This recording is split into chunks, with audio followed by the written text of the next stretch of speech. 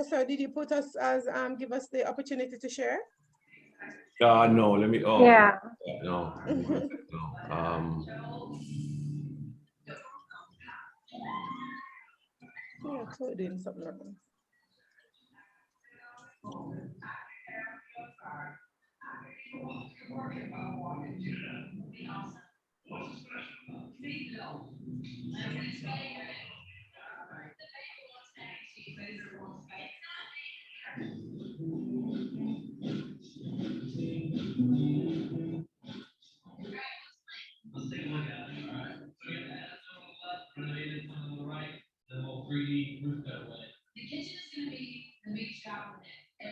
All right, does everybody have their share? We just go one at a time to make sure. No, I don't have Except mine. Merlin. Where's Merlin? It's coming. Oh, he's there.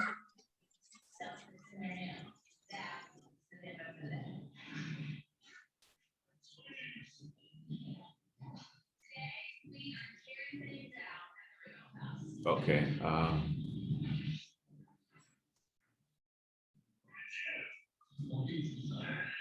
Okay, you can all go ahead now.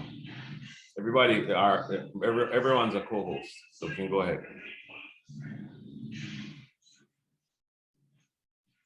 Go ahead, guys.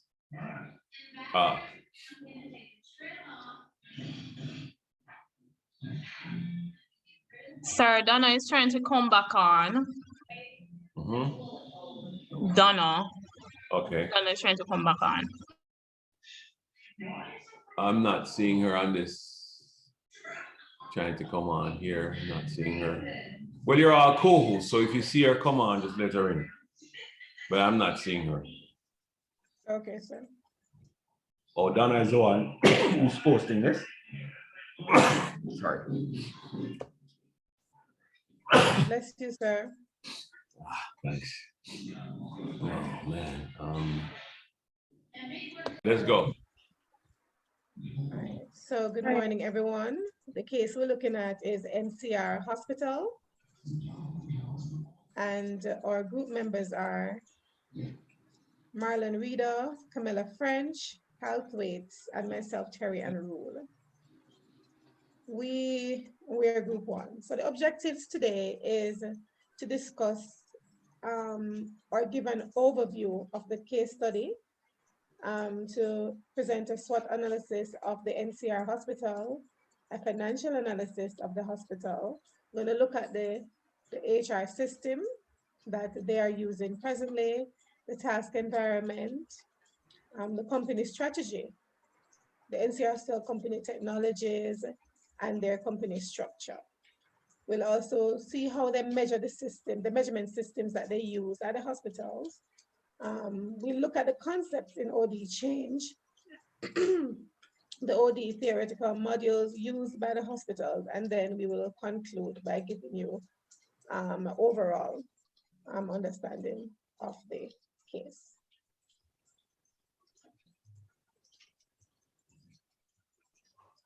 All right, so I'll do the overview. So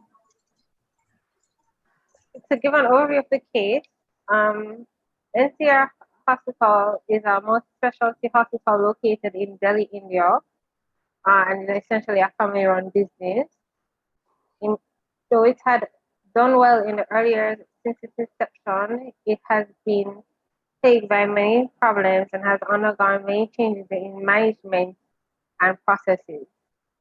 Recently, the facility director joined the NCR Hospital 2 years ago, and since he joined the hospital, he introduced multi-directional changes. He has not only been able to achieve a complete turnaround of the hospital, but the major issues facing him currently are still the financial, operational, and personnel related issues. The hospital is currently in a major financial crisis, which has been causing delays in the disbursement of salaries and creating resource crunches in its day-to-day operations. Many of the patients are government empaneled patients, and collection of payments from patients usually take a long time, averaging about at least 3 months. Employee attrition and customer satisfaction are also continuing challenges that the hospital is facing. Other issues include lack of proper support as well as influence from top management. The facility director, however, has been showing considerable prowess and capability with regards to the leading of the organization. However, he has not been able to achieve the desired results owing to the above mentioned factors. So given that we've just given an overview of the case, we'll now quickly look at the SWOT analysis in order to identify what are the gaps or the strengths that of the NCR hospital. So a couple strengths of NCR hospital include that there are multiple branches throughout India. The hospital is located in Delhi, which is a major city in India. It has employed a skilled corporate team to oversee its operations. It is a very family-oriented culture, meaning that a lot of the staff enjoy a lot of festivities together, especially Christmas. The hospital was initially set up as a trust foundation under FAR. It is equipped with beds and adequate equipment, and the hospital caters mainly to the elderly generation and to the wellness center. A few of the weaknesses, however, include that the HR department does not prioritize the needs of the employees. So, for example, in the case, it would mention that the HR department will be the first to pay itself, which a lot of employees are not happy about. The older employees, like the senior doctors, for instance, are resistant to change. And in the case, you'd find that they would discuss that they were disgruntled with how the facility director would sometimes interact with other staff in the hospital. The IT system is inefficient. This is evident in the billing system, in which persons that either don't get a bill or they get a late bill, which affects the payment that the hospital receives. The hospital is in a lot of debt due to the purchases that they've been made, as well as not investments, but interest accumulating, and the staff-patient ratio is not sufficient. So in the hospital, we find that the nurses outnumber, the patients outnumber the staff, especially the nurses, which affects the quality of care that the patients receive. So staff are either burnt out or patients are not addressed immediately. Opportunities for the NCR hospital include increasing in the amount of patients, increased revenue as a result of increased patients, as well as contracting to small businesses, for example, coffee shops, and improve the system.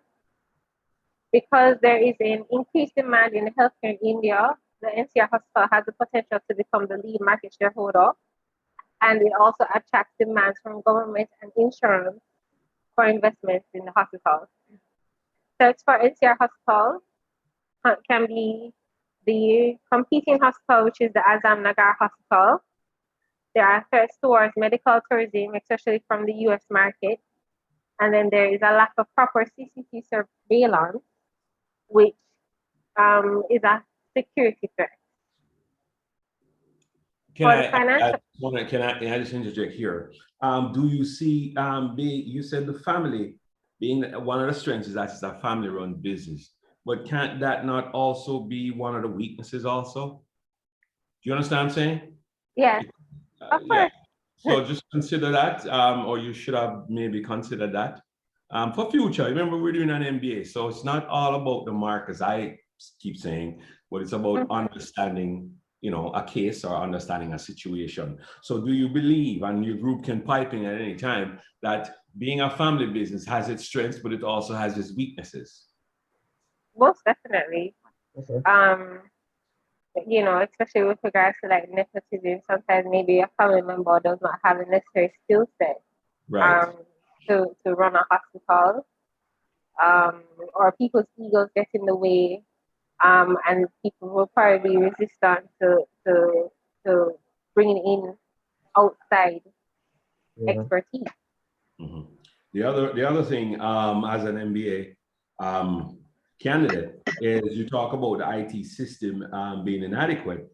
I would love for you guys to start using some of the words that you're familiar with, whether it's from your undergraduate or from some of the other courses that you're doing in your MBA. So to say payments, I'd like you to talk about words like receivables. You know what I mean? The jargon that it's expected of an MBA graduate.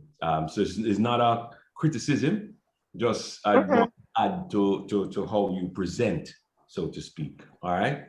So try and use, and persons who are coming after, try and use some of the words. Maybe it's not in your presentation already, but use words that. Can I just pause this for a minute? No problem. Oh, okay. I can continue? Yes, please. Okay, all right. So we'll briefly look at the financial analysis. So from the case, it was mentioned that the hospital fortunately increased in its revenue from both operations and other activities in 2014. However, its cost of materials, although there was an increase in revenue in 2014, the cost of materials had increased to almost 207%. In addition, expenses such as employee expenses, financial costs, as a result of interest in the borrowings and depreciation, have also increased over the years, which has affected the bottom line of the hospital. So this CORES, if you go back, that's a unit for, if you go back one, please. Yes, right there. Right. What's the CRORES? What is that? Right. I believe that's the Indian Currency? Measurement of, I know I know the Indian currency is rupees, but based on this, I believe that's how they probably report their financials. Well, you should have looked it up, just to let you know, because I hate to go on to stuff that I don't understand. So I'm just saying, but continue.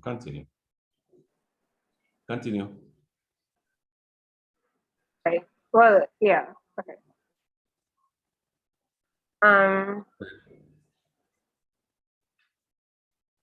So the payables turnover ratio for the hospital had also increased, because of which then the average payables period has decreased over the years. And because of this, the hospital, which the hospital is made to pay very frequently when compared to the past. The hospital has a huge debt. The debt ratio and the debt equity ratio for the hospital has increased over the years.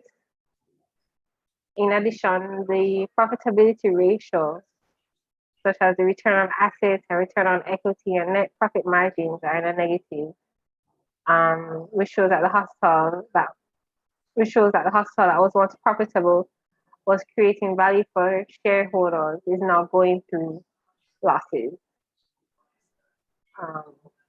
So yeah.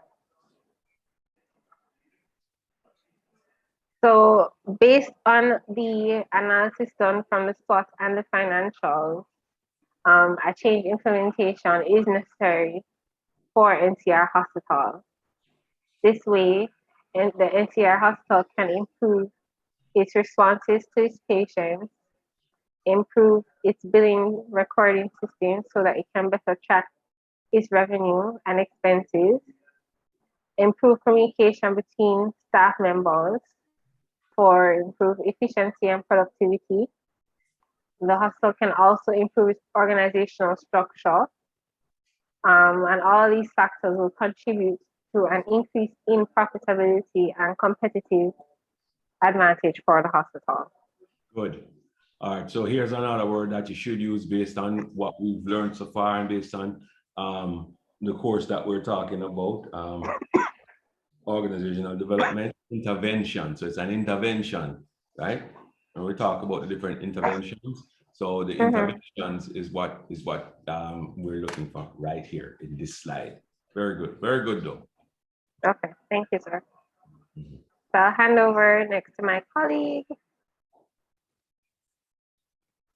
Okay, good morning again, everyone. So this is the HR system that is presently being used by the hospital.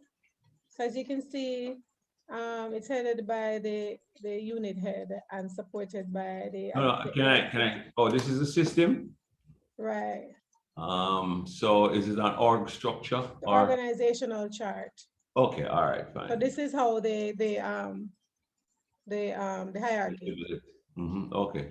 Right. So it's just, I will not get in depth with all of the information because it's there. Just showing you who is the head of which section and who supports them. Right. Next, Camilla. All right. So we did not see a mission and vision statement for the NCR hospital. However, we see where they really want to, they have a goal in mind, and the goal is to revive and make it a model hospital. So they want to put, as you said, there should be an intervention where they can make all the changes, provide a mission and vision statement from their organizational plan, and then they would have a guidance as it relates to the mission or the vision of the organization or the hospital. The culture that I see, that we saw with this hospital, is that the employees are very cooperative in all of the departments. The employees are very festive. They are very family orientated, we'd like to say. They're doing things together. If somebody dies, everybody's involved. If somebody's happy, there's a marriage, there's a wedding, and Christmas. They even have like decorating competitions and so on. So they are really close-knit. Go ahead, Cam. All right, so we'll speak about the task environment. So this environment really is the organization and all the tasks that are that have surrounded the hospital. So it's the suppliers, the distributors, the competitors, and the customers who are the patients. Next. All right, so the supplier in the task environment, as we know, it's a trust foundation. And so it was done for applied research in communicable diseases. And as other suppliers, we have persons who would have supplied meals for the patients, all medical items such as gauze and this is in the way, gauze and some other bandages and that sort of a thing. So those would be supplied to the hospital by outside suppliers. The competition really is just other health sectors globally, since it is set up for international healthcare. So other places, just like the US, US always have some international healthcare facilities set up, and other private hospitals in India. So persons may choose to go elsewhere. So in terms of bondage, because you have bondage here and not bandage, which one are you talking about? Sorry, sir, that's a typo. Okay, all right. Thank you for pointing that out, and I already didn't see. My apologies, sir. All right, so the customers are persons, medical tourism, elderly generation, persons from wellness centers may choose this institution over another, and empaneled patients. So if there are persons who maybe they don't have anyone to look after them, and they have some sort of ailment, then the court or will assign the hospital in charge of their healthcare for a while. And the distributors is the pharmaceutical sector, which will definitely be persons who are ensuring that it is supplied with all the medicine that it needs. And though we know also that it is outsourced for NCR, the pharmaceutical section. Next, Camilla. So okay, before you move on, just to let you know what you've highlighted, very good in terms of the task environment. but I would have loved for you to use something that we've gone through already, Port of Five Forces. The Port of Five Forces, okay. Yeah, in terms of what you just mentioned. If you go back, you mentioned the competition and all that. It would have been nice to throw the Five Forces in there. And if you're new entrants and so on. Right, exactly. But that's okay. I'm just, Okay. maybe okay, sir. the next group, it'll help them. But yeah. Yes. It's good when you put theories and theories that we've learned in your presentation. It shows that you're not just going through the motions, we're thinking. Right, but you're actually applying some of what we've learned. All right. Okay. Thank you, sir. All right, so the company strategy, there is the business level strategy, and there's a functional strategy, the operational strategy. But we believe that this institution is using a business level strategy as they try to expand by adding 6 more hospitals. They have, in other locations, they have started leasing of stores in the hospitals, and they have even opened coffee shops. So this is another way of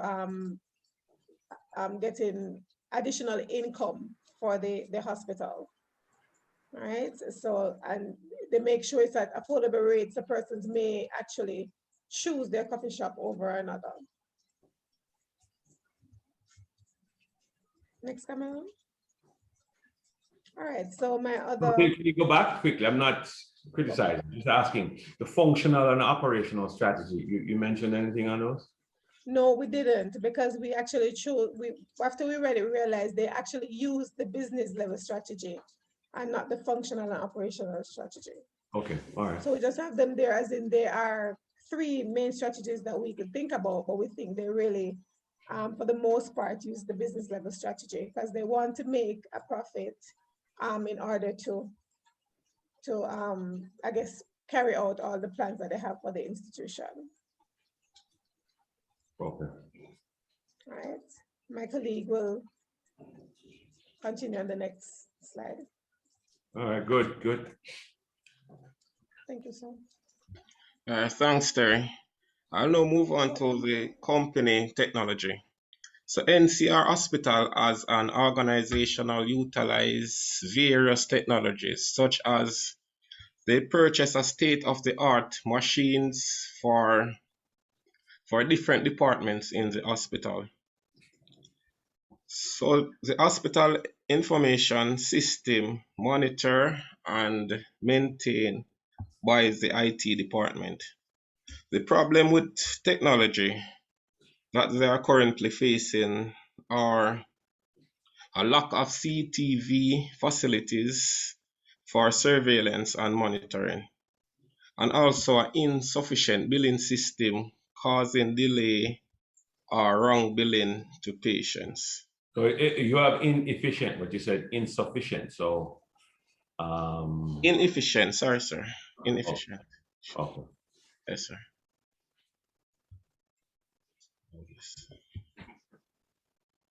All right, so the company strategy. NCR Hospital is an organization that was... Company strategy or company structure? Because you have company structure as the heading. Company structure, sir, sorry. So the company structure. NCR Hospital is an organization that was considered to be a multi-specialty hospital located in Azam Nagar, Delhi. It was developed in 2002 under the Trust Fund Foundation for Applied Research in Communicable Diseases. The hospital was initially created with aim of having a tertiary referral care zone to accommodate the elderly generation and wellness center. NCR Hospital clientele base consisted of mostly international and regular cash patients. The total strength of employees was 450, which include nurses, administrators, doctors, technicians, class 5 workers, and other hierarchy, IOD, HODs. All right. By HODs, what are you referring to? These are the heads of the various departments. Right. Okay. Yes, sir.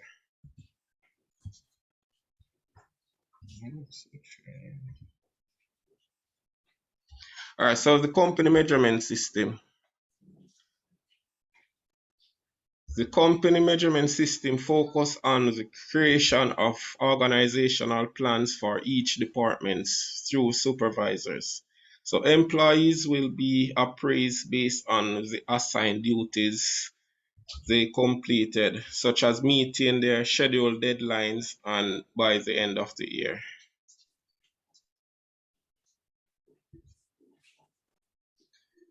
The nurse department. So 100 nurses managed by the superintendent of nursing who collect daily report from the nurses in charge. The IT department, the hospital IT system is managed by an hospital information system used by all hospitals in India. It covers administration, HR, housekeeping, and OT. For HR department, this manages payroll, provident funds, and HRF, coordinates various employee engagement, events, town hall, meeting and training, employee grievance, employee of the month, and the legal and compliance division. For the finance department, it is headed by a CFO. The billing department liaison between the hospital and the insurance company, which deal with international patients, empaneled patients, and regular patients.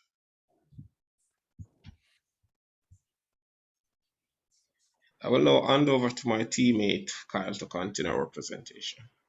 Thank you, Mr. Reader. Now I'll be looking at the concepts in organizational development and the relevant theories. Well, Camila and I will be going through this section.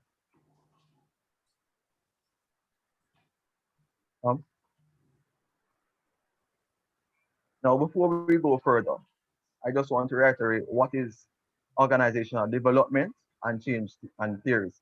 Now, it is said to be a system-wide application and transfer of behavioral science knowledge to plan development, improvement, and reinforcement of strategies, structure, and processes that lead to organizational effectiveness, Cummins and Worley 2009. While the change refers to the application used to shift the present state or status quo within the organization.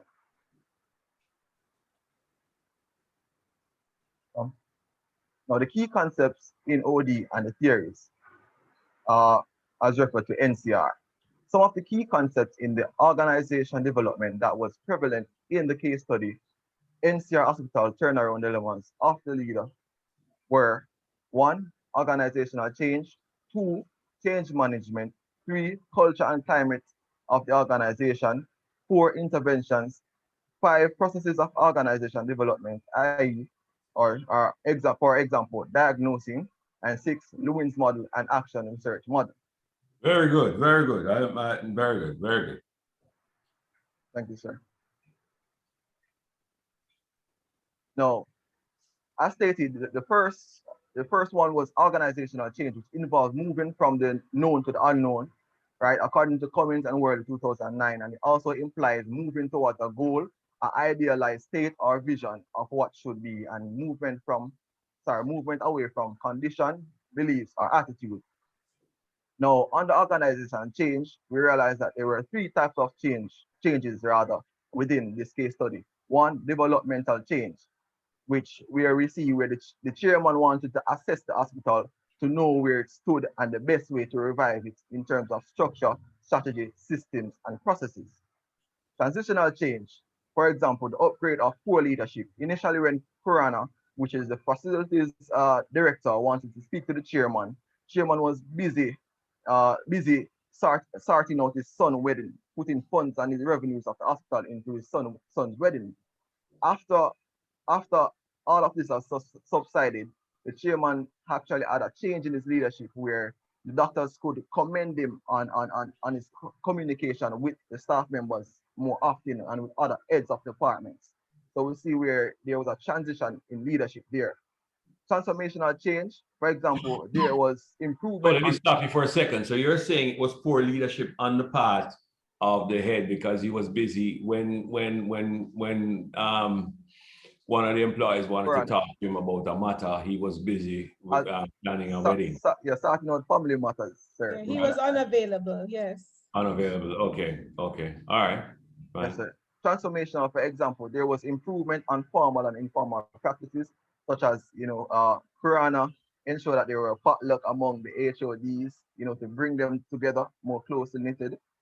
Daily meeting with HODs, the facilities directors, and informal rather interaction with the FD and different departments that should be.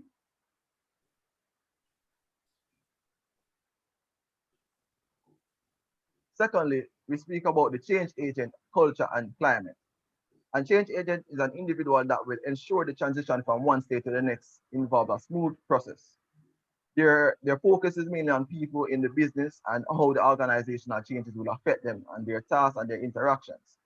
For example, Kurana, and we believe that Kurana and Dr. Laya, which is of the Faculty of Organizational Behavior, acted as change agents because Purana had made a couple interventions where he tried to put the heads of department together, he tried to communicate better with the staff members, and he tried to improve on the patients. He tried to respond to the patients more because they were lacking in communication in that regards. And Dr. Laya instilled or tried to bring other practitioners out there who would conduct research rather on the organization to try to find out what is the initial problem or what the problems are with the hospital. So we believe that Kurana and Dr. Lai acted as a change agent right there. Now, climate describes the shared rather perceptions of people in a group or organization, while culture includes how people feel about the organization and the beliefs, values, and assumptions that provide the identity and set the standards of behavior. For example, there were disputes between older and younger staff members. The older staff members were saying that the younger employees were getting more paid than them, right? So we can see the climate, the perception that the older employees had on the young staff members were that younger staff members were getting more paid. Also, the older staff members were resistant to change. They believed that change was not attractive, right? So we can see that there was an old culture there. They do not accept change at all.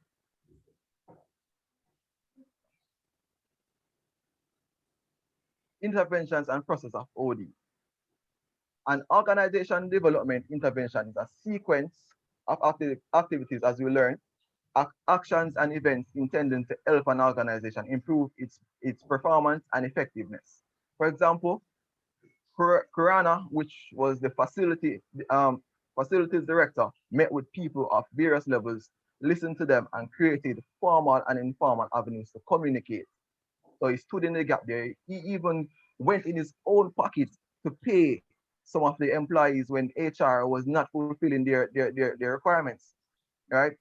The processes of OD involves entering, contracting, diagnosing, planning, implementation, and evaluating and institutionalization, as we learned in this course. And what was evident to us was the diagnosing, where research teams intended to understand the challenges faced by the NCR to manage the change transition, right? They used qualitative and quantitative research, which was done to ascertain or identify the genuine issue in the organization. Now, the theory identified was action research. This is the classic action research model. The action research model focuses on plan change as a cyclical process in which initial research about the organization provides information to guide subsequent action, Cummins and Worley.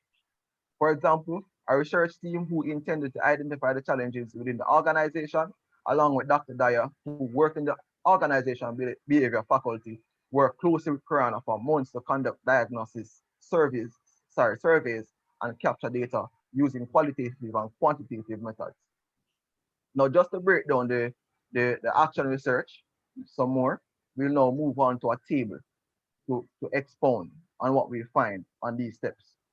Now, firstly, looking at the action research model, we first learned that we should identify the problem. And we can refer to our SWOT analysis, where we identify the weaknesses which could lead to the problem within the organization or the hospital. Secondly, consultation with behavioral science experts. The hospital had internal practitioners such as doctor, lawyer, who work in the behavioral organization faculty to assess the challenge facing the hospital. Data gathering and preliminary diagnosis. NCR Hospital conducted interviews with staff members, completed financial analysis and attrition analysis, as staff members were leaving on a rapid basis. Feedback to key client and group were one of the next steps. Next time you do a presentation about staff leaving on a rapid basis, please say staff turnover. All right. But good so far. I'm just saying from an MBA standpoint, you know, yeah. Go ahead. Sir. Thank you, sir. So feedback was given based on observation from interviews, joint diagnosis problem determined by external researchers and Dr. Lyer as evident in the research.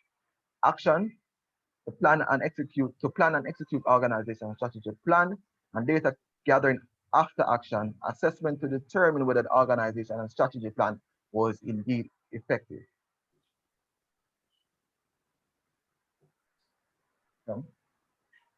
I'll now hand over to my fellow team member, Pamela.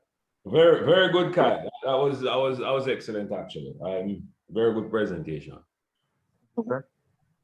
We're not finished yet, though. No, I know that. No, man, I know.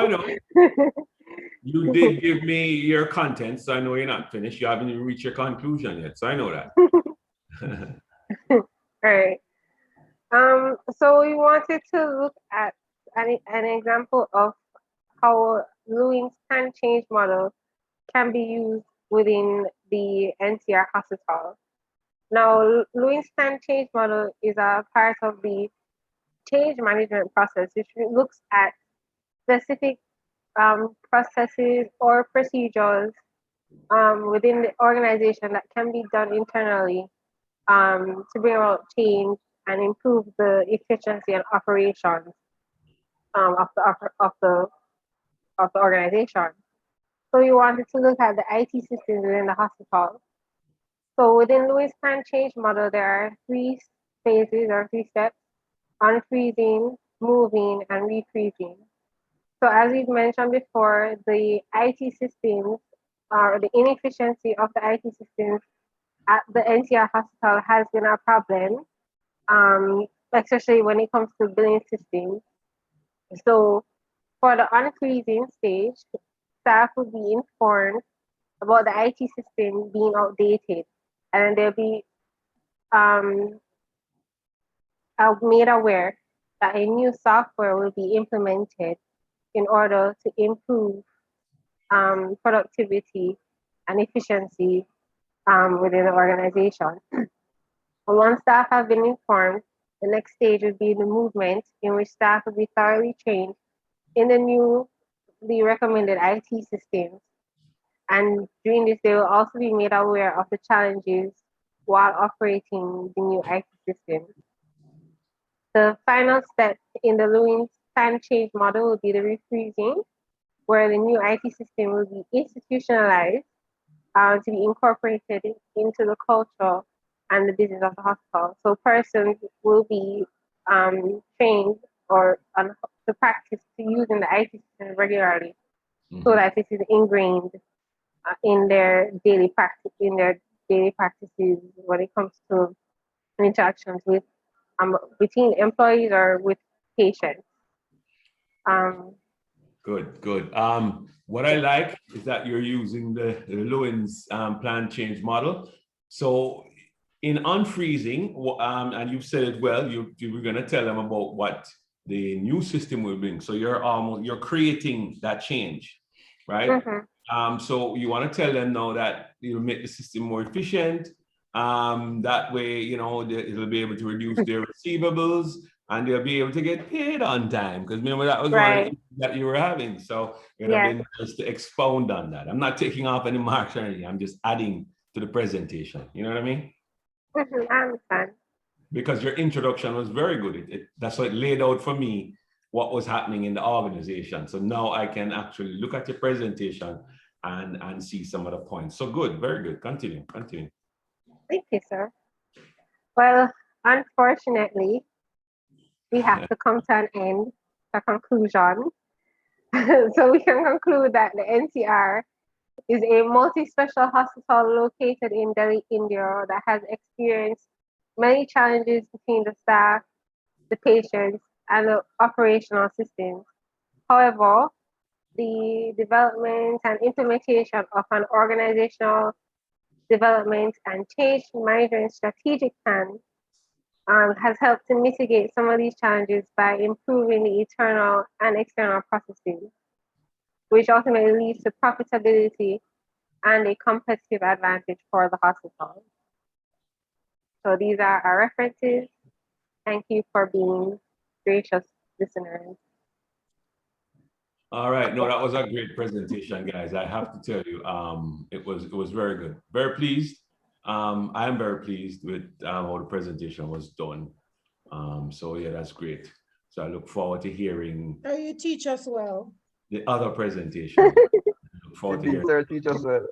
You teach us well, sir. Great. No, that's honestly, let me stop there. I'm recording. But all right, so yeah, so as I said, that was a very good presentation from group 1. So group 2, you have your work cut out for you. And we said we'll have that presentation very soon. But let's continue on types and forms of change in the Sir, is it okay if I drink my tea?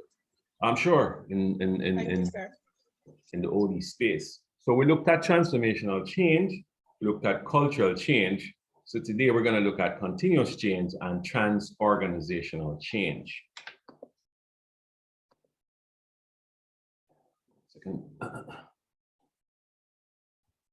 Yeah. So continuous change interventions, as we say, interventions are what you bring to the table to an organization to make changes, right? Continuous change interventions extend transformational change into a non-stop process of strategy setting, organization designing, and implementing the change. So it's ongoing. That's why it's continuous. That's why it's called continuous change. It's ongoing. It's not just something that you implement, get the change, and then stop, but it's ongoing. So rather than focus on creating and implementing a particular strategy and organization design, continuous change addresses the underlying structures, processes, and activities for generating new forms of competitive advantage. Because remember, whatever you do, you're doing it so that you can have a competitive advantage. Thus, the focus is on learning, changing, and adapting, right? On how to produce a constant flow of, give me a second again, please.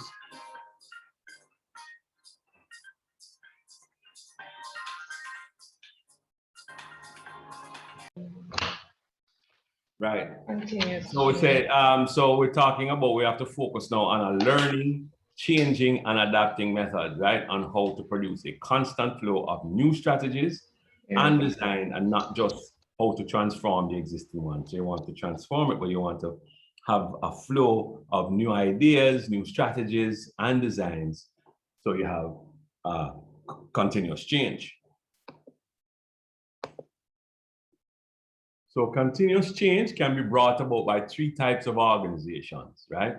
Self-designing organization, a learning organization, and a build to change organization. As you're going to see, we're going to be focusing a lot on the learning organization, which now takes us into what a learning organization is versus a knowledge management organizations. And both sometimes are confused and mixed up to be the same, but we're going to look at them in a little bit more detail. So a self-designing organization, right? Self-designing organizations have the capabilities to alter themselves fundamentally and continuously.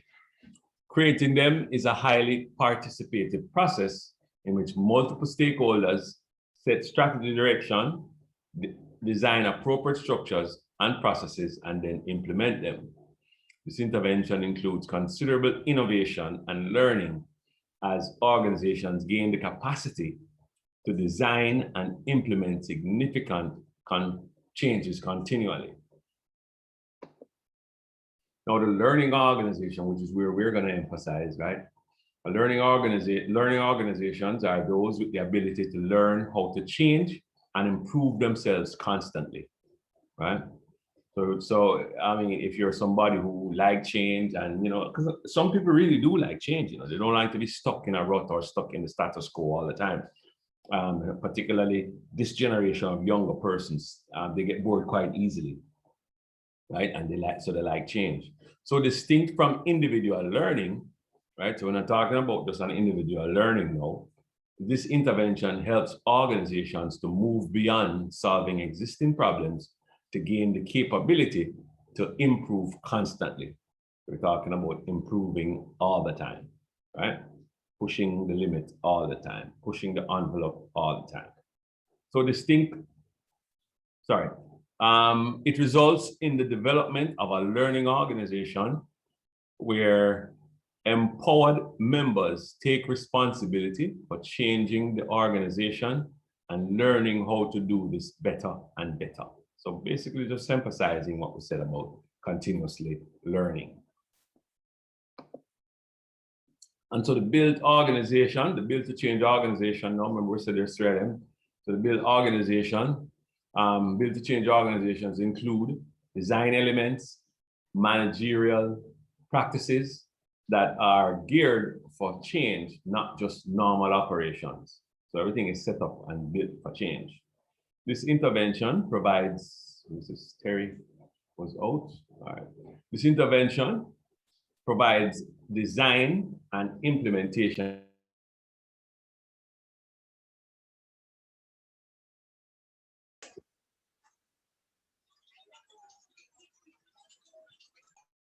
Whoa, I was muted all this time? No, sir. No, I heard you. Oh, okay. Turn off your camera. Your camera is off. No, I heard you. You just see camera. Oh. So, okay, so this intervention, you can hear me now, so that's fine. This intervention, just so everybody knows, what's the name of the storm? Elsa? Yeah. That's her name, Elsa. Anna's sister. Right. Yeah. And she's creating Elsa is the the one with the storm. She's the one that normally have the winter thing. Terry? Yes, Oh. that is Anna's sister. Oh. Okay. You didn't hear Chloe say Elsa? That's Anna's sister. Okay. And it's creating havoc with people's internet, so we understand. Yes, I don't know. I just get bumped off. I'm not sure what happened. Yeah, I know. I saw that. That's what I've noticed. All right. Okay, so this intervention, we're talking about the Build to Change organization now. And this intervention provides design and implementation guidelines for building change capability into the structure. So you're building the change into the structure, right? And into the processes that you have and the behavior of the organization so that it can respond continually to a rapidly changing environment. So those are the three organizations. Sorry, would that be, like technology or? Right, so technology, and if you put in a piece of constant upgrading, yeah. Right, you make sure you have excess capacity, you make sure you can add a computerized section to it, that kind of thing. So you're designing everything towards change. And in this kind of build to change organization, I think the IT department plays a huge role in it. All right, so the learning organization, which is what we're going to delve into a lot here. So here, continuous change intervention is aimed at helping the organization to develop and use knowledge to change and improve themselves constantly. So it's knowledge that we're going to be using, right? That's why it's a learning organization. It includes two interrelated change processes, right? And these are the organization learning, or OL. So you'll see me just mention OL, which enhances the organization's capacity to acquire and develop new knowledge, and knowledge management. And you'll hear me mention just KM, which focuses on how that knowledge can be organized and used to improve performance, because at the end of the day, that's what you're trying to do. Improve performance so you'll gain that competitive edge, right? So both OL and KM are crucial in today's complex, rapidly changing environment. That goes without saying. Things change so fast nowadays, and it's mainly due to technology. So OL and KM can be a source of strategic renewal, right? So if your company is down in the doldrums, you can bring in OL and KM basically and renew the feel, the favor, the productivity of an organization, and they can enable organizations to acquire and apply knowledge more quickly and effectively than the competitors, thus establishing a sustained competitive advantage. So you're not just getting a competitive advantage once, but it's now sustainable competitive advantage. So moreover, when knowledge is translated into new products and services, it can become a key source of wealth creation for organizations. Organizational learning and knowledge management are among the most widespread and fast-growing interventions in organizational development. OL interventions emphasize the organizational structure and social processes that enables employees and teams, right, to learn and to share knowledge. Some organizations do it not even thinking about it, just know that they have to do it, so they don't call it OL intervention or knowledge management. They just do it because it's something that they have to do. They have to have teams that share knowledge, right? So they draw heavily on social sciences for conceptual grounding and on OD interventions such as team building skills, structural design, we looked at some of that earlier, and employee involvement for practical guidances. Employee involvement, well, I think we spoke a little bit, or we've spoken a little bit on employee involvement in terms of empowerment, that kind of thing, right? So in organizations, OL's change processes typically are associated with the human resource function, right? So it's usually under human resources that you run the processes, right? As opposed to the built for change organization, right? The OL Sorry, excuse me. I noticed, I noticed some of what you taught us in OD, where is the same thing in HR. Yeah, oh yes. It's like the two, yeah. Yes, especially for OL, where we're talking about changes being come under HR. It's usually HR that's going to be the driver in terms of a department. Yes. So they're associated with human resource functions and may be assigned to a special leadership role, such as a chief learning officer. I've not seen that anywhere in Jamaica, where you have this as a position, but in learning organizations, you can have such a position. So the chief learning officer will be the head of the learning process. So sometimes the term learning, organizational learning, and knowledge management are used interchangeably, right? To apply to the broad set of activities through which organizations learn and organize knowledge, or other times they are used separately to emphasize different aspects of learning and managing knowledge, right? As I said earlier, sometimes they're used interchangeably, right? And sometimes they're separated to emphasize the learning aspect and then emphasize also the managing of the learning aspect, right? So OL interventions emphasize, I did this already, Okay, so there's an approach called the Synder approach, right? Where it says learning in organizational is organizational to the extent that, because remember now, learning, you can have individual learning, but you can also have organizational learning, and it's organizational learning that we're more interested in. So learning is organizational to the extent that it is done to achieve organization purpose, It is shared or distributed amongst members of the organization. So it's not hoarded by any one person who went on the training and keeps the training to themselves, right? So learning outcomes are embedded in the organization systems, structure, and culture. You know, there's a time, you see, when we went on any learning, well, this is Cadbury's for you, any learning that, well, I went on, I had to come back, right? And I had to impart it to everybody. If I didn't do that, then I'd be drawn up by superiors. Let's say. Sir, there was a time. Go ahead, say that again. I said, yes, there was a time. If we went to, I think we were a part of the corporate level learning, like again, CPLA, and if we go to the seminars and we're going North Coast and we're gone, when we come back, we have to write a report. Of course, and it's the right thing. It is the right. Doesn't happen anymore, sir. That's what I've noticed, but it is the right thing, and it is the right way to go. I mean, if I were heading a department, I would insist on that happening. I think I take that up with my boss one time, but that was at Bernard Lodge, where we have persons going on training session, and they just return with the file and they just put it in the cabinet. No, it shouldn't be that way. They don't even they don't even prepare like a one pager to say, these are the takeaways from the. There you go. Yeah. Lessons learned, all of that. You should insist on that. You guys should insist on that. I think your boss would appreciate something like that. You insisting on something like that. It would justify him spending the money to send that person off on training, whether it's an engineer or a HR person. It would justify that spending, you know.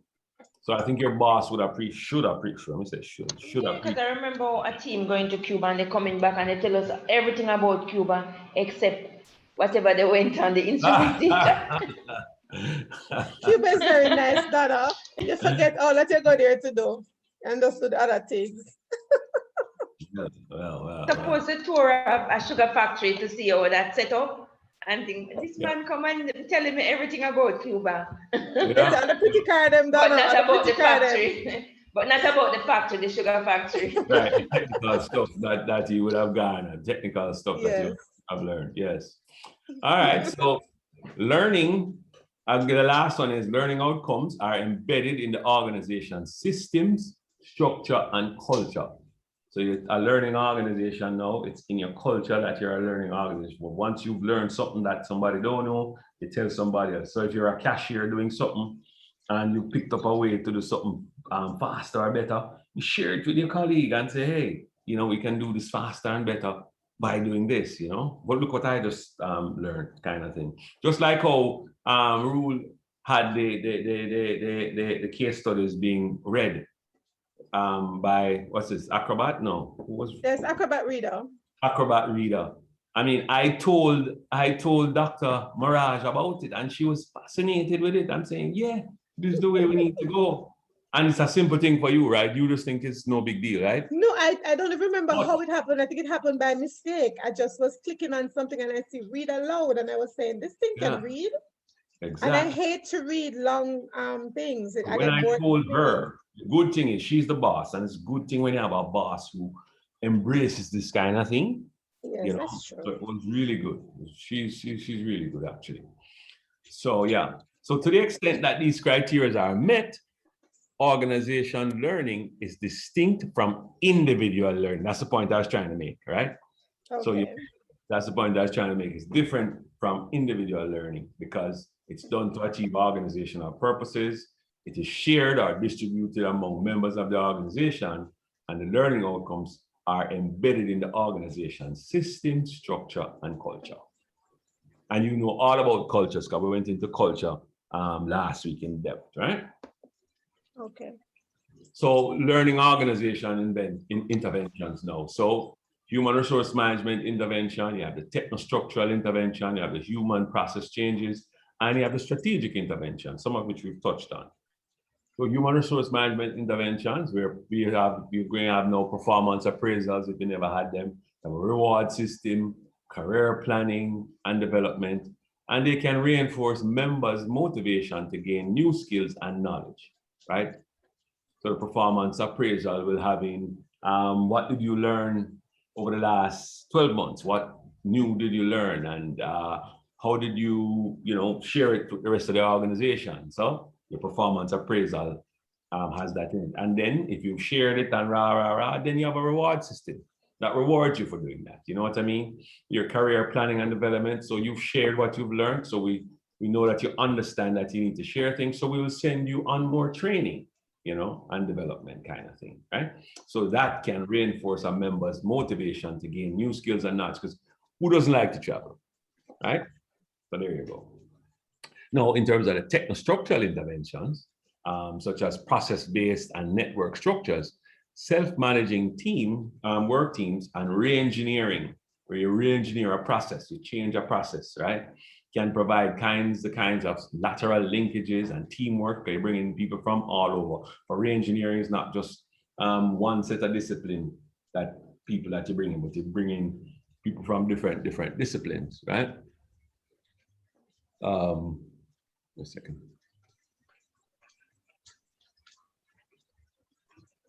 Right. So when you do that, you can provide the kinds of lateral linkage and teamwork needed to process, develop, and share diverse information and knowledge, right? So you have a multidisciplinary team, so you have diverse information and knowledge. Human resource processes now include team building skills. And I remember, I'll never forget the first team building skill I went on in New Hampshire. It was great. I mean, it was, have you guys, any of you guys been on any team building courses or I think so. or conferences or anything? Anybody? I think we had to. We went on like seminars, but that didn't involve team building. No, not seminar. We're talking about having physical to do things. So what we had to do is we had to pour, and the way it was set up, we had to pour some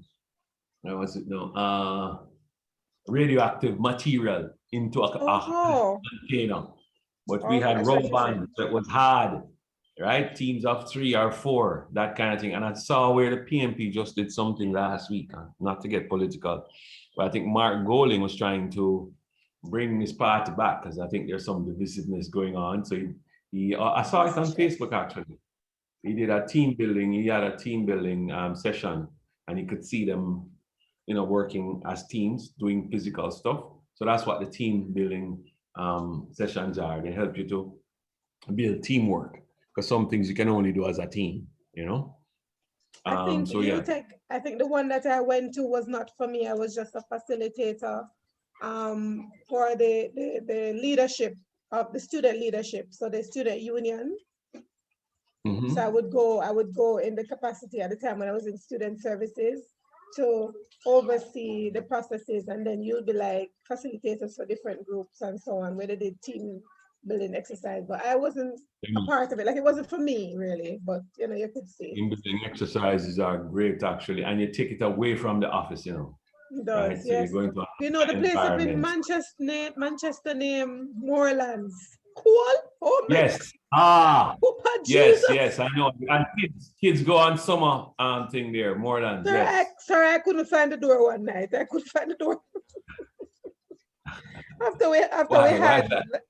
I couldn't find the door. We had like outside when they had the campfire and the roasting of the marshmallows.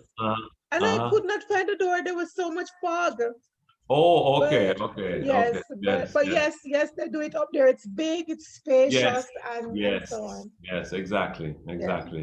Well, we attempted a team building thing. I went on Friday, so let them know. I think it's punishment to have to hike through Hollywell. Yes, I was just gonna mention Hollywell. Yeah, I think it was a punishment. I thought I had a mini asthma attack going up the.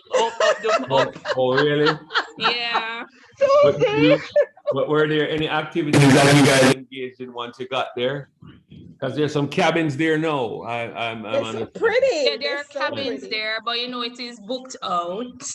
Okay. At this time. Yes. So I was outside, and rain caught me under the gazebo. So It was, We yeah. had zero fun, sir.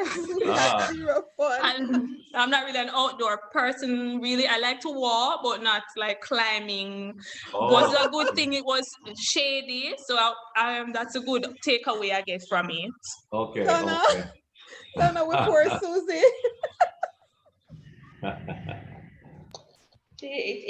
It happened. A hangover. But She got you a guys hangover shouldn't- from it because she was so miserable on Friday after everything. Oh, really? Oh, Yeah. you're in your group Susie. work. Ah, I see. I see. Yeah. But you guys should encourage that though, because the thing is, and why this learning is important, you guys are the ones who are gonna move up the ladder in your organizations, you know, if people are fair, you know what I mean? I'm saying if people are fair. But you're the ones who are gonna move up. So you don't just get this information and keep it to yourself. When you move up to a position where you can recommend these things, where you can sign off on these things, you should. That's the only way Jamaica is gonna change as a country in terms of the companies that people work for and that kind of thing, you know. It's the only way. But I do know some organizations in Jamaica who does that. Maybe they do it at a certain level, especially at the senior level. But I don't Grace did it, sir. Right, I was gonna mention Grace, but it's not done enough. So when you guys move up the ladder, you guys should remember some of these things that you would have learned and not just have the MBA badge to wear on your sleeve, so to speak. You've heard that term, right? Yes. Okay. All right, so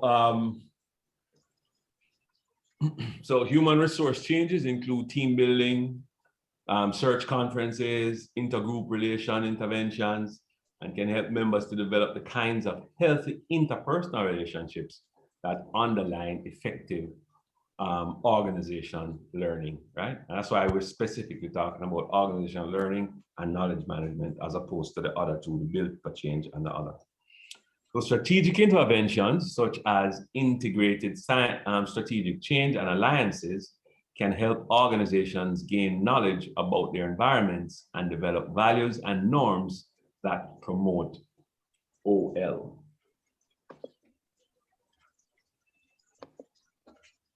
So some of the characteristics of a learning organization is an organization skilled at creating, right, acquiring, interpreting, transferring, importantly, transferring and retaining knowledge, right, and at purposefully modifying its behavior to reflect new knowledge and insights. So these qualities are mutually reinforced and fall into 5 interrelated categories, right? Qualities fall into 5 interrelated categories. And these categories, and we've looked at them, some of them already, is your structure, your information system, your human resource practices, organization, culture, and leadership. You see human resource plays a big factor, right? Because you're dealing with people and you're going to be making changes. So you must have a big emphasis on people. So structure, the organization structure emphasizes teamwork, right? Lesser number of layers, right? You guys, when we talk about lesser number of layers, we're talking about the hierarchical system where it's more of a flat organizational structure, right? Strong lateral relationships. So by lateral, we're talking about department to department. You're not talking about just your department where you report to your boss, and we're talking about you having relationships with other departments and networking across organizational boundaries, both internal and external to the firm. You know, these features promote information sharing, right? Involvement in decision-making, systems thinking, and empowerment. Now, the information system, the organization learning involves gathering and processing information, and consequently, the information system of learning organizations provide an infrastructure for OL. These systems facilitate rapid acquisition, processing, and sharing of rich, complex information and enable people to manage knowledge for competitive advantage. So your information system plays a key role in OL structures, right? Of course, human resource, and we talked about this already, right? So we can skip to the organizational culture, right? Learning organizations have strong cultures that promote openness, creativeness and experimentation among members. Not all organizations will want to morph into this kind of a culture, right? These values and norms provide the underlying social support needed for successful learning. They encourage members to acquire, process, and share information. They nurture innovation and provide the freedom to try new things, to risk failure. You guys see this? To risk failure, right? So you need to have a boss who will tell you, try a thing. Even if you fail, don't worry, there will be no punitive measures, but try, not at any cost, obviously, but to try things at the risk of failure and to learn from mistakes. How many people's organization here on board now are like that? Let me hear your comments. Because it's not that easy to have an organization like that. Anybody's organization is like that? Rule, do you think UTech is like that? Say it again, sir. I never hear you. The rain getting more, so I'm trying to move. Right, do you think UTech has a culture where they allow you to take risks and to learn mistakes? No. Exactly, all right. I concur. I just wanted to hear from your side. Hello, sir. An administrative side, I wanted to hear from you. All right, anybody else? Donna, what's your organization? You're allowed to make mistakes, encouraged to try new things? No? No, I think that's it. Can I hear you, Donna? This is Donna. Sir, about a month ago, I mentioned to my boss that we need to bring in a change agent, even Lee Smart. I mentioned that to him because they're setting away like the old way. Yeah.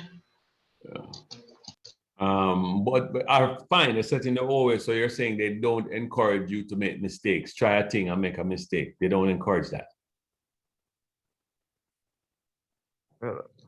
For me, sir, one thing I know you're given a task.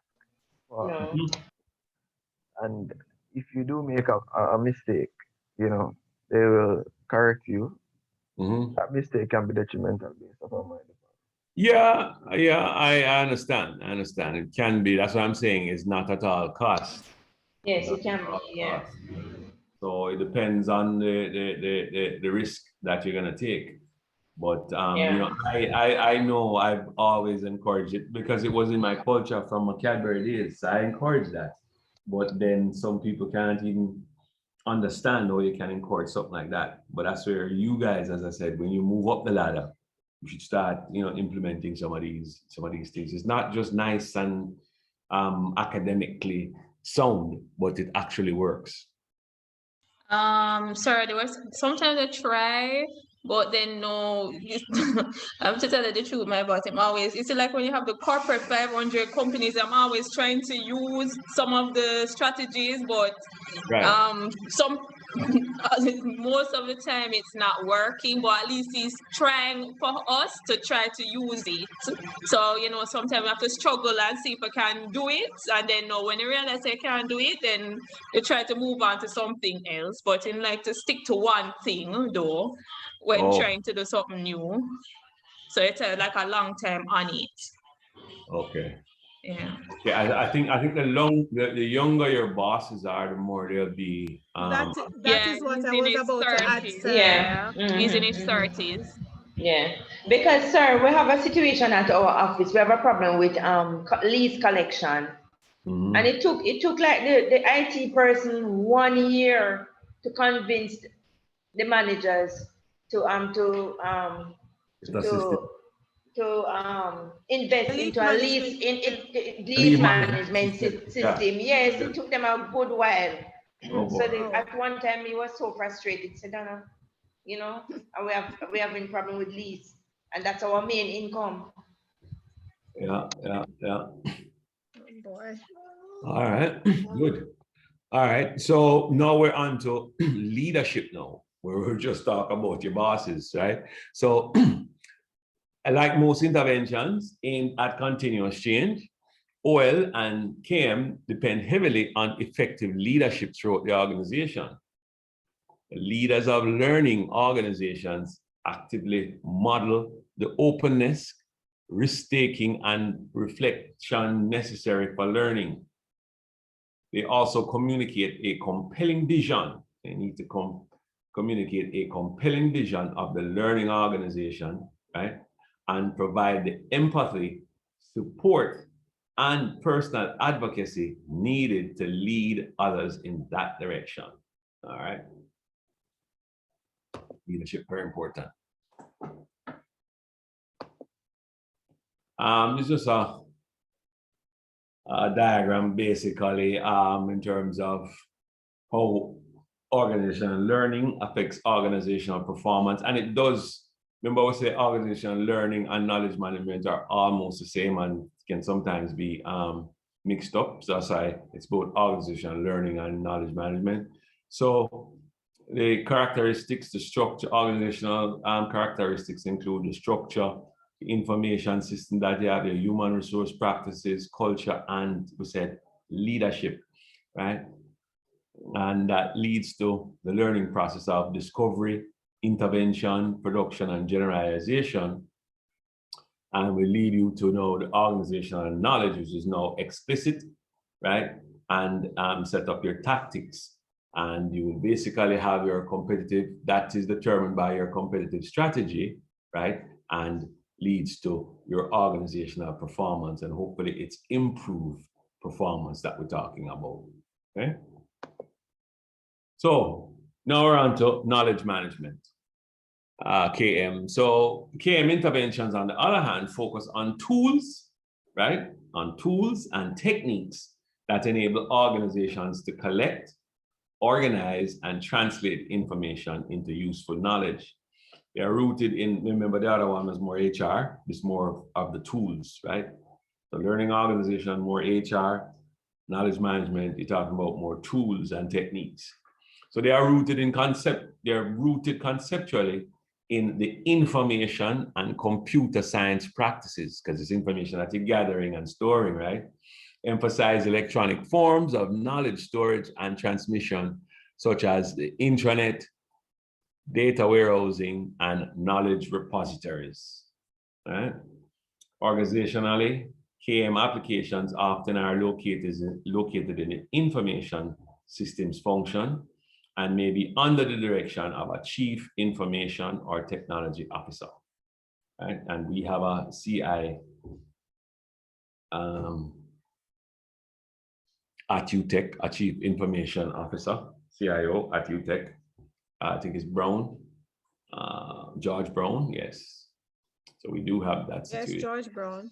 Yeah, just that the functions aren't, you know, as defined as it probably should be here. He's leaving though. He is. I saw where they're looking for. I saw where they've advertised the post. I don't know if he's leaving or they just are compelled to advertise the post. Oh, because they said that I think they had a side note saying that the present person in the position is allowed to reapply. Right. So that's all it is. Yeah. Just that they have to advertise it. Yeah. Just as they have to do with the unions. Yeah, school and all. Yeah. Yeah. Okay, so the key outcome of organizational learning processes, organization knowledge, right? It includes what members know about organizational processes, products, customers, and the competitive environment, right? So the Porter's 5 forces going right there, competitive environment, right? Such knowledge may be explicit and exist in codified forms such as documents, manuals, and database. Or it may be tactic and reside mainly in members, in their skill, how them operate, their memories, and institutions. So fueled by innovations in information technology, KM interventions have focused heavily on codifying organizational knowledge so it can be readily accessed and applied to organizational tasks. So we're talking about art. There's this thing called organization and management, which I've basically done, where you write procedures.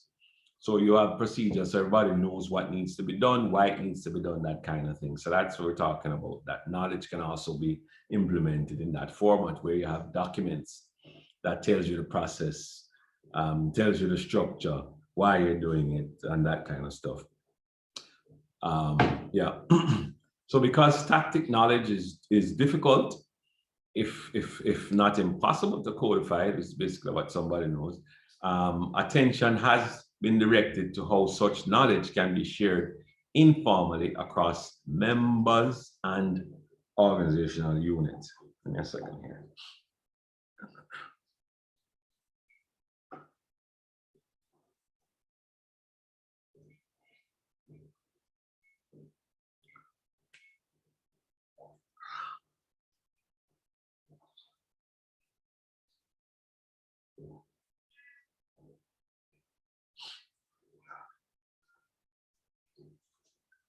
All right.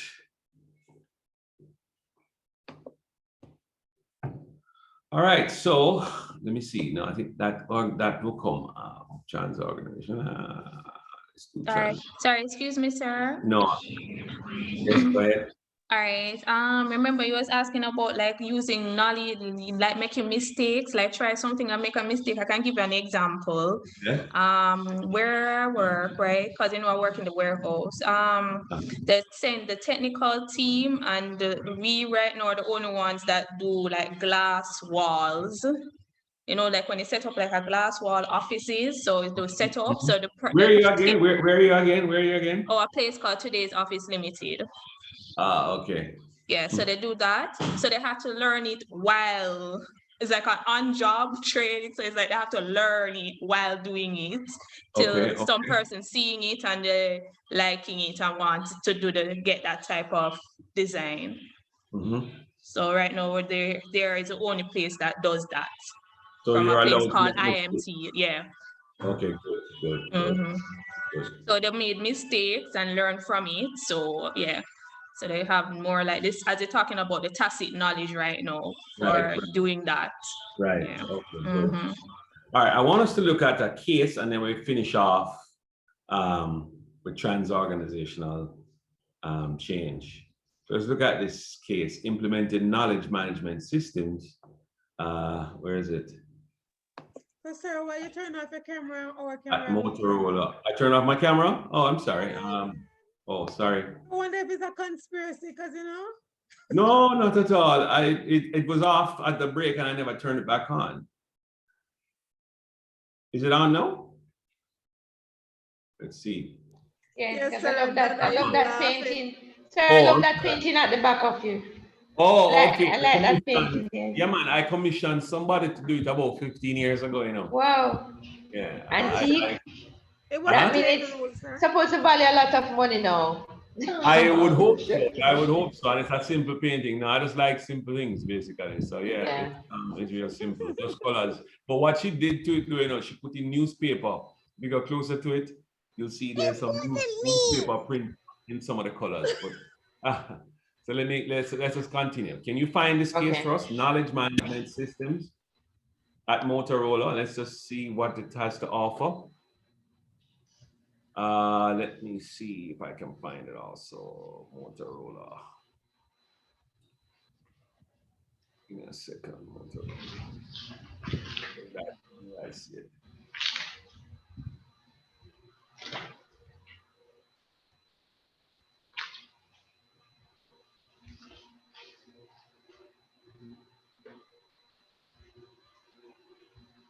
I found it. I found it. All right, so let me share this. Share the screen.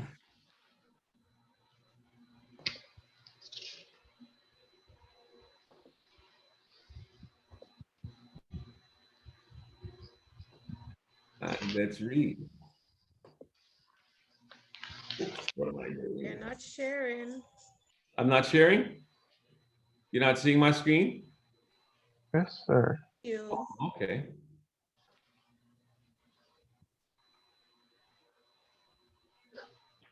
Oh, I'm not seeing my reading thing. That's the thing now. Oh, read aloud. Yep. Let's see if it works. Application 21.2 Implementing a Knowledge Management System at Motorola Penang launched in 1974. Motorola Penang, MP, has become one of the largest and most respected high-tech companies in Malaysia.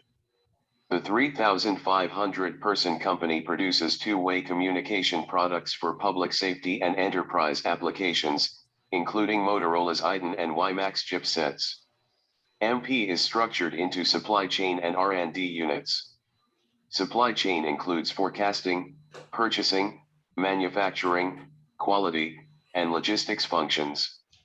MP's factory is highly automated and includes 21 manufacturing lines with more than 12 million units capacity.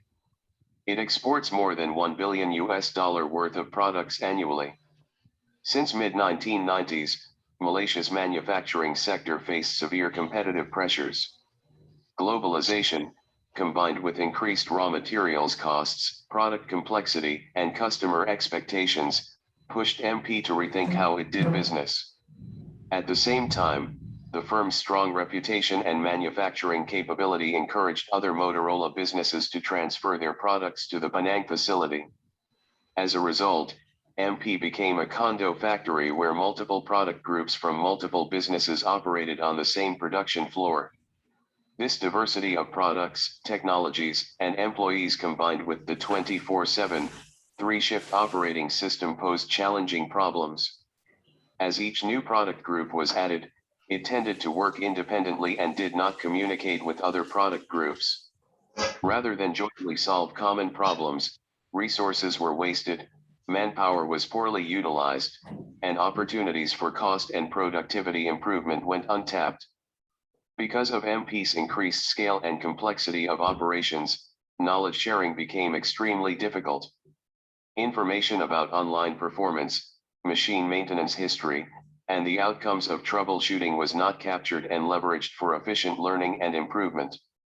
On top of all this, MP needed to reskill existing employees and get new hires up to speed to support the product growth. To address these challenges, MP's engineering director brought together the different manufacturing leaders to form an integrated knowledge management system team. The team's aim was to maximize knowledge sharing at the factory to make problem solving more proactive, effective, and efficient. An integrated system for data gathering and retrieval was envisioned.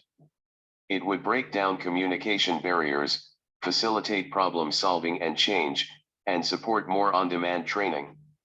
The team started by diagnosing MP's existing knowledge sharing processes.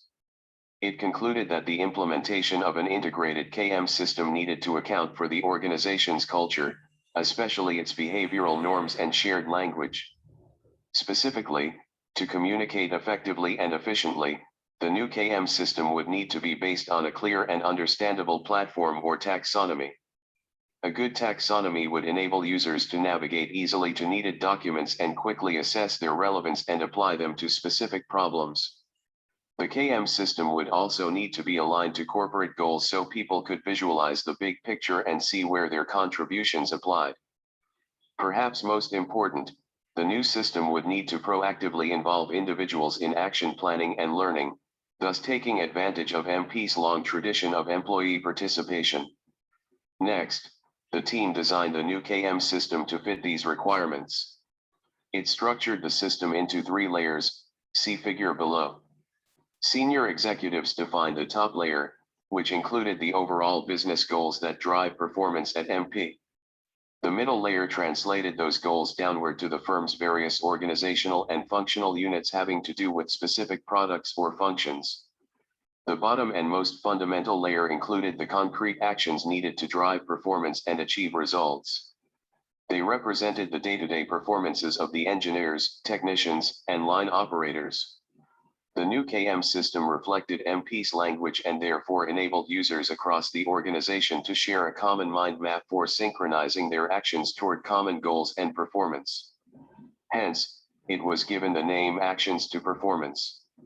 Implementing the Actions to Performance system took almost a decade. The change strategy started small, with only a few groups participating. 552 Part 6 Strategic Change Interventions. For example, MP's engineers used a paper-based problem cause solution tracking system to record their daily troubleshooting activities on manufacturing operations. This information was compiled and used in daily operations meetings where engineers spoke with co-workers across product lines to identify shared technical problems, to offer solutions, and to create new knowledge that might be used for future problem solving. As the process gained acceptance, additional people and groups got involved. Eventually, the paper-based tracking process migrated into a computerized database system. Leveraging Motorola's intranet system tools, knowledge sharing became more sophisticated and efficient. When information was published electronically, knowledge sharing among engineers could occur without time and space constraints. Knowledge could be searched and retrieved anytime and anywhere. Next, corporate initiatives were leveraged to create greater awareness and use of the KM system among MP's entire workforce. Company-wide programs, such as Teaming for Excellence and Technical Symposium, directly involved frontline technicians and operators in managing knowledge. Kiosk stations were set up on the production floor to provide key information on machine performance, quality, and problem-solving histories. The Human Resources Department incorporated KM training into people's development plans, tied KM to larger workforce transformations, and helped nurture a continuous improvement culture. MP's recent introduction of Digital Six Sigma, DSS, provided another opportunity to integrate the KM system with other organization processes. DSS focused on aligning the organization's business goals to major initiatives to achieve them. As part of this effort, the online KM system evolved into a broader user interface that was web-based and user-friendly. It provided a digital dashboard that displayed performance measures continuously. People could log into the system anytime, anywhere in the world and obtain real-time information. The digital dashboard enabled managers, engineers, and workers to make good decisions and take timely actions. Another KM interface helped people perform specific data analyses to support decisions about machine downtime, maintenance, and quality. Still another user interface facilitated data entry so that users could provide feedback on actions that had been taken. When line operators performed basic troubleshooting tasks on the actions organizational/functional groups business goals Site B Site A Site C Site D Machine 2 Part 1 Product A Design Process Product B Product C Product D Part 2 Machine 1 Part 3 Vacuum Level Monitoring Inspection Redundant Build-in Lead Length Paste Volume Quality Customer Quality Yield Cost Delivery Supplier Quality 553 Chapter 21 Continuous Change Machines, for example, that information could be channeled back to the databases for further and wider use. Motorola Penang has reaped numerous benefits from its integrated KM system. Once line operators mastered the system, they used the information to perform basic machine troubleshooting. In addition, best practices were shared across the organization and people took ownership to improve MP's performance. The KM system provided a common communication platform for workers, staff, and managers. It promoted a culture of continuous improvement and knowledge sharing. The online availability of performance data in real time facilitates MP's move toward a virtual factory. In terms of hard numbers, MP's total quality has improved threefold, and defect levels for all manufacturing lines have been reduced by at least 50%. Whoa. Built to change organizations, one of the newest continuous change interventions involves designing an entire organization for change and not just for normal operations.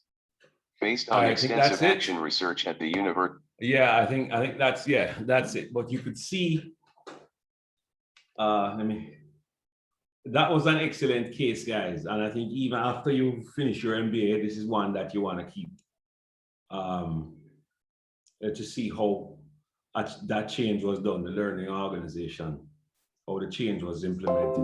They used the HR system, they used IT, everything that we talked about is what they used. I don't know if you guys would have picked up on that. Yes? No?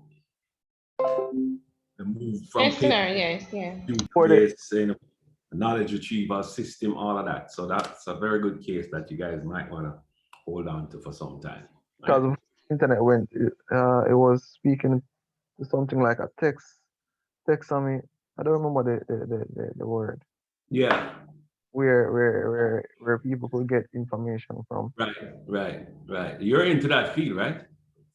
Sir? Are you into that field, Twits? IT? What's Yeah. which field, sir? Huh? No, sir. No, sir. But I work along with the IT, basically with servers and all of that. Oh, okay. All right. So it's a good case for you guys to have and read again. All right. Very good case, actually. All right. Give me a second here. And let's move to see if we can complete it. Well, so stop share. Share. Okay.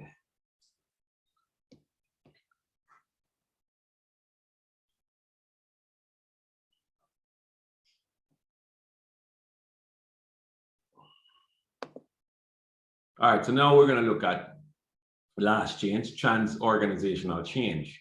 So it describes interventions that move beyond a single organization to include merging, and you guys know of mergers and acquisitions, aligning, where you're aligning yourself or you have an ally, basically, two companies are allies, or networking with other organizations.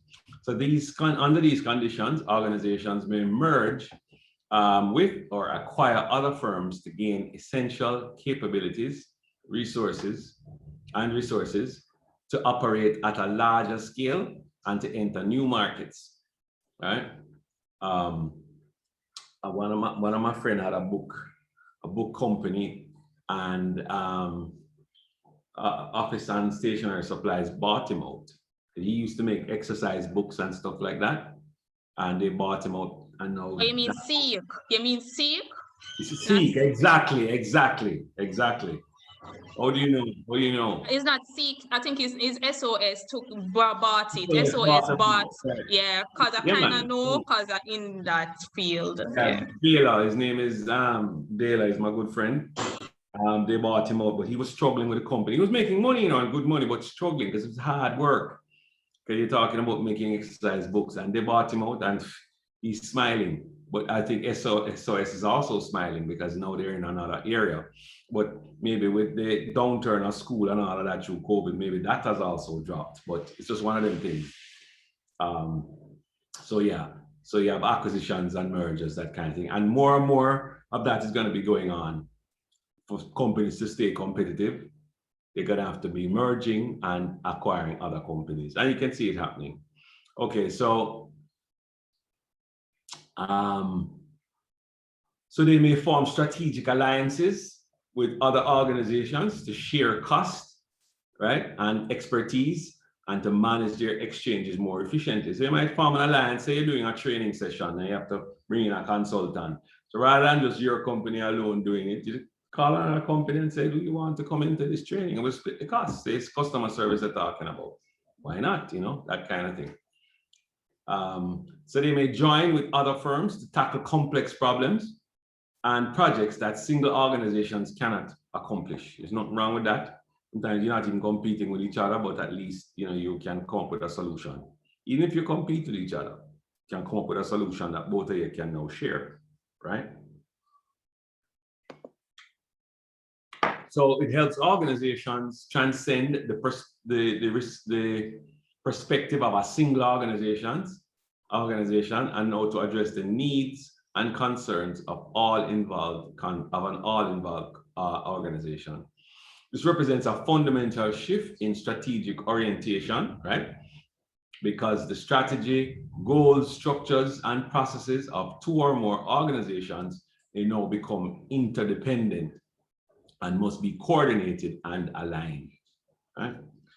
So this raises the scope and complexity of change processes. So if you're the change agent or the person carrying the change, is now more complex, right? Because you're talking about cultures for two different companies coming together, that kind of thing, right? It increases the chances of conflicts, right? And misunderstandings will occur, but you have to manage that process out because there's two different companies you're talking about now. One company that was acquired might now feel slighted and might feel like they're less than the company who acquired them, the employees of the company who acquired them, you know what I mean?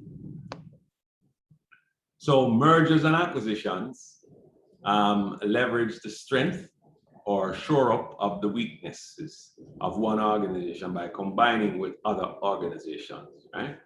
Alliance interventions include joint ventures, as you know, joint ventures, franchising, and long-term contracts.